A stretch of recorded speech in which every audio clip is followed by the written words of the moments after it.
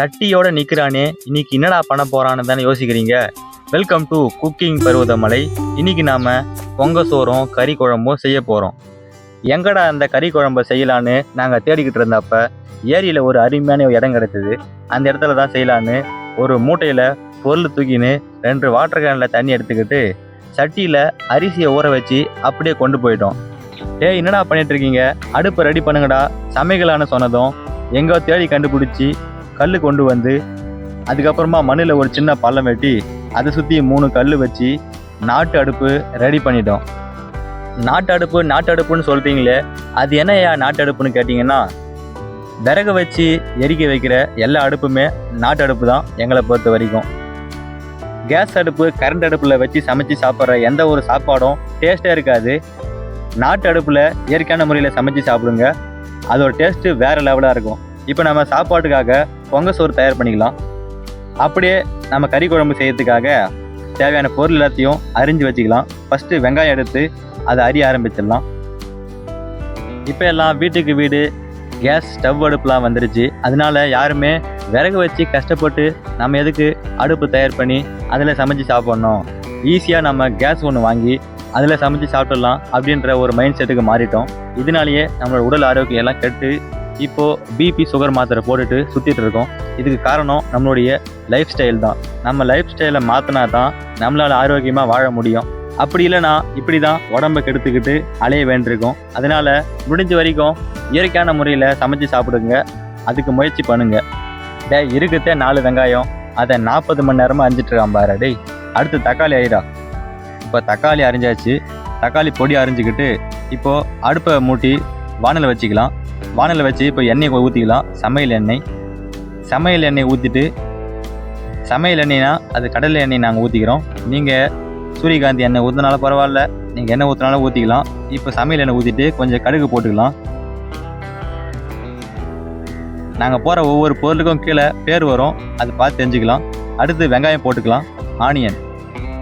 இப்போது நம்ம சமையல் செஞ்சுட்டு இருக்கிறது யாருன்னு பார்த்தா நம்ம சேனலுடைய பார்ட்னர் மதன், என் தம்பி செஞ்சிட்ருக்காப்புல.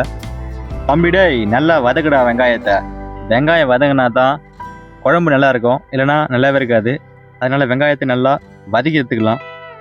வெங்காயம் நல்லா ஒரு 10 நிமிஷம் வதங்குற வரைக்கும் காத்துருங்க. அதுக்கப்புறமா பச்சை மிளகா நாங்கள் வெட்டாமல் நீள் வாக்கில் வெட்டி வச்சுருக்கோம். துண்டாக வெட்டக்கூடாது, நீட்டாகிற அந்த பச்சை மிளகாயை போட்டுக்கலாம். வெங்காயத்தை கூட இந்த பச்சை மிளகா கொஞ்சம் காரம் சேர்த்து நல்லா வாசனையோடு வர ஆரம்பிக்குது.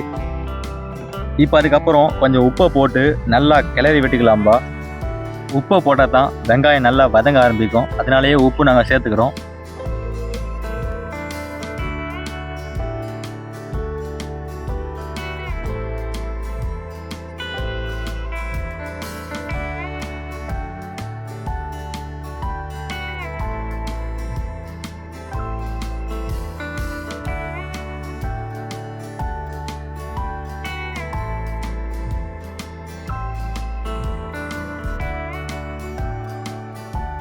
அடுத்து நாம் ரெடியாக வச்சுக்கிற தக்காளி எடுத்து போட்டுக்கலாம்ப்பா.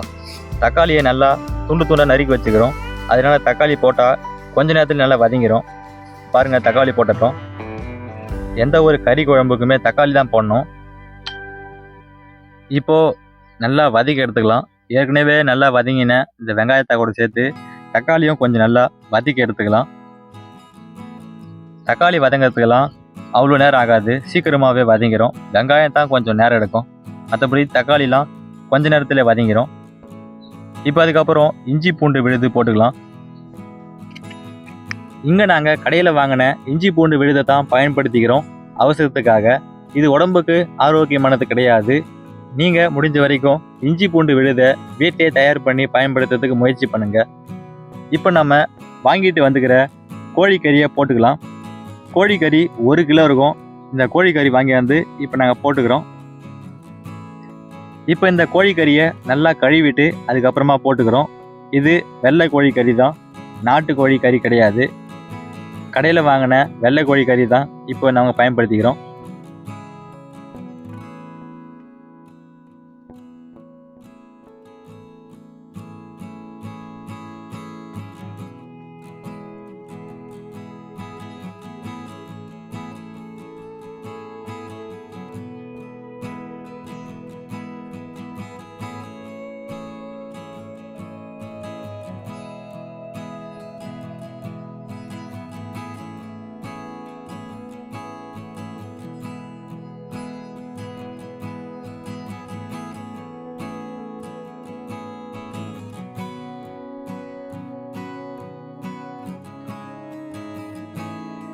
இப்போ மிளகாய்த்தூள் தேவைக்கேற்றபடி நம்ம 1 கிலோ கறிக்காக கொஞ்சமாக பயன்படுத்திக்கிறோம்.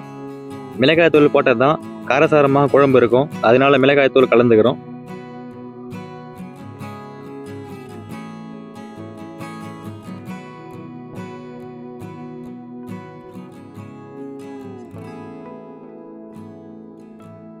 இப்போ கிரேவி செய்யறதுக்காக கொஞ்சமா நமக்கு தேவையான தண்ணி மட்டும் பயன்படுத்திக்கலாம்.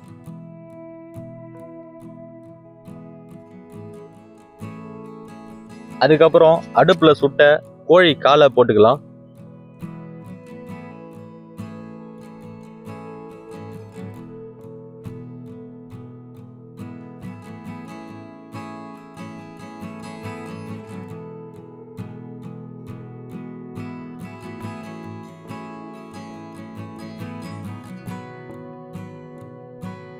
இப்போ சிக்கன் மசாலா தூள் கலந்துக்கலாம்.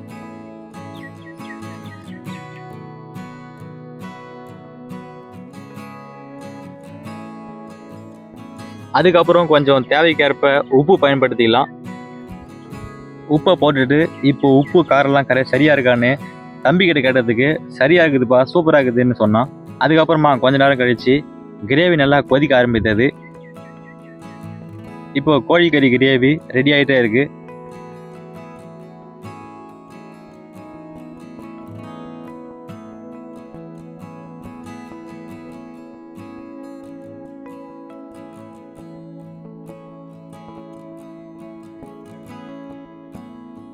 கடைசியாக கொஞ்சம் கொத்தமல்லி வாசனைக்காக மேலே தூவிட்டு இப்போ நம்மளுடைய கிரேவியை இறக்கி வச்சிடலாம்.